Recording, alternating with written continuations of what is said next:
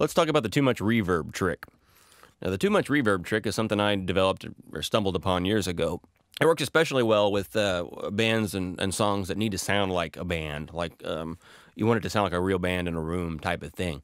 I don't think I would do this for pop music or anything I would consider overproduced, but bands seem to really benefit from this.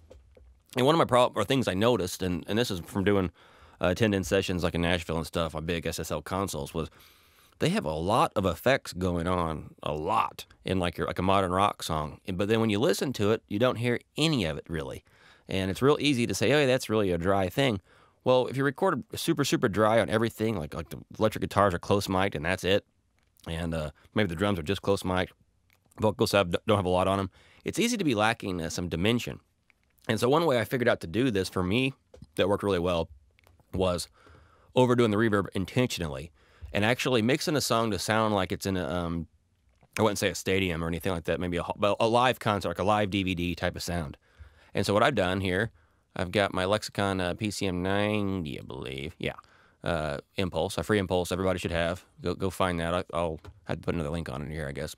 Ask me about it or search for it because I always tell everybody about it. Anyway, I just turn it all the way up. So that's 6 decibels too loud or above 0 anyway, full scale. So let's take a listen to what I got here. And this, again, expect it to sound like a live concert to a degree. That's intentionally what I went for. And let's take a listen.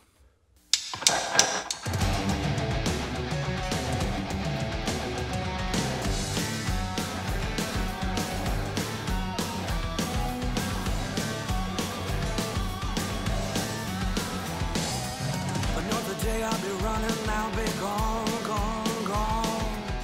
You won't hear my heart in a song, song, song. Happiness, it was ours, but now we've lost. So I'm going out on my own. I'm trying to say goodbye over and over and over. Okay, so you get the idea there. We're really, really, really wet. Well, but at the same time, of course, I kind of had it. I think my mix was better earlier. I must have goofed this up a little bit because the drums and guitars were a little bit heavier than I wanted. But the concept remains that could hold up, maybe turn it down a little bit, but that could more or less hold up on a live concert DVD sort of deal. Well, what's funny is if we just yank this back down to 0, so turn it down 6 decibels, we'll see what happens to our mix now. The day I'll be running, I'll be gone, gone, gone. You won't hear my heart in a song, song, song. Happiness, it was ours, but now we've lost. So I'm going out on my own. I'm trying to say goodbye over and over.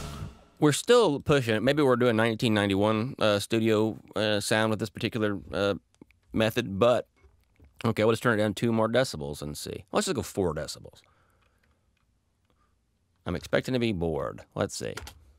Another day I'll be running, I'll be gone, gone, gone. You won't hear my heart in a song, song, song. Happiness, it was ours, but now we've lost. So I'm going out on my own. I'm trying to say goodbye over and over. Okay, right now, that is a totally acceptable sound if we wanted to go that route. And again, the drums are still pretty wet, and maybe the guitars are too, but I don't hate them. But what we'll find is if we mute this thing, even though now they're kind of, like it feels pretty good to me, with a lot of space, but definitely not too much. Maybe a little, I don't know. Anyway, by muting this, then we go, ugh. Song, song. Happiness, it was ours, but now we've lost. So I'm going out on my own. I'm trying to say goodbye over and over. I'm hearing particularly with the snare is lacking a 3D kind of thing, and the guitars feel a little bit in my ear. This is all subjective, and it won't work on every mix, but for me, I really liked it when I heard that audible space. And so again, you don't have to even use as much as I had before, but make you, with using just one single reverb, this big concert hall kind of mix, and then just work it and play with that fader, and you could add quite a bit of space without adding even a hint of cheesiness or corniness or anything that may be bad about reverb.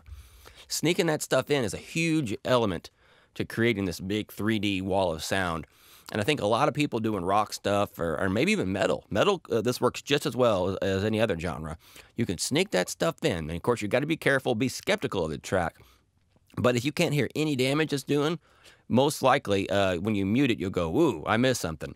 So find that middle ground where that reverb is pretty cool. And by doing this with just a single reverb and getting an overall 3D space, you can then go back and say, okay, well, maybe the vocals need a little something here, or maybe a lead guitar needs this or whatever. But you've already kind of set up this situation where the whole band sounds really nice, big, and natural without all that overly close mic sound taking over. All right, guys, thanks. Bye.